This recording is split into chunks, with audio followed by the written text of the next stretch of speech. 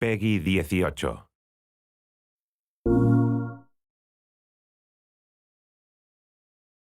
My name is David Hughes and I'm a disease biologist. I study infectious diseases and I'm an assistant professor of biology and entomology at Penn State University. So the premise of the game is that we have a disease jumping from one organism to another. If we take a step back and look at all the diseases that we humans have, we find that 60% of those diseases have indeed jumped from animals. We're constantly moving across this border between the human world and the animal world. And as we do so, we invite parasites to jump that border. AIDS is the classic example. It jumped from being in a chimpanzee, where it doesn't seem to be particularly virulent or dangerous, into humans. Consequently, 75 million people have become infected by HIV, 35 million people have died.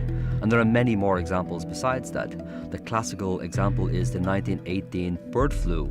After the First World War, this killed more individuals than the First World War itself. That jumped from an avian source into humans. Cordyceps fungi are a group of organisms who live exclusively in insect bodies. They're parasites. The most interesting interaction is when they're infecting ants. The fungus induces a suite of chemical changes inside the body of the ant, and this causes the individual to leave the nest.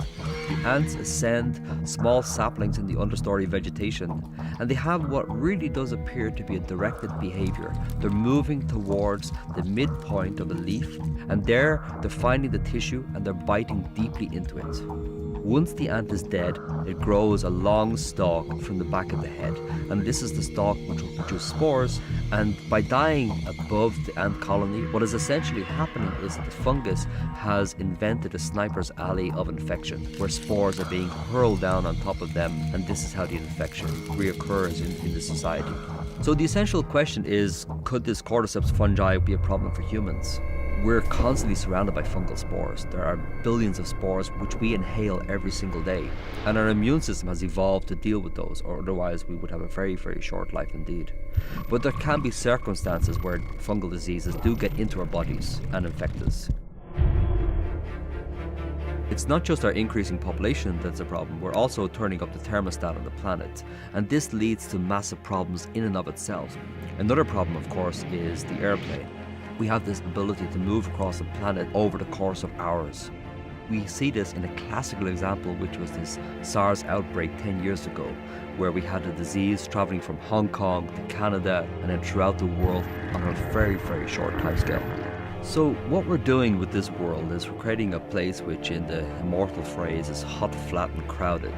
And these unholy trinity are working together to lead to ever-increasing diseases. And that's a problem for us. So in the game we see the human population being eradicated by a parasitic organism. Could that happen? In our sanitized, urbanized world, we probably think that it's unlikely. But if we look at the world through a historical lens, we don't have to go far until we see these massive population crashes.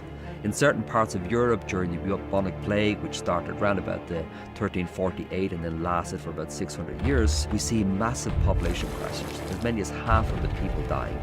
So it really doesn't take much imagination to think a really heavily populated city such as Mexico or New York City of some infectious organism getting in there. And if it doesn't reduce our population considerably, it will at least create massive panic.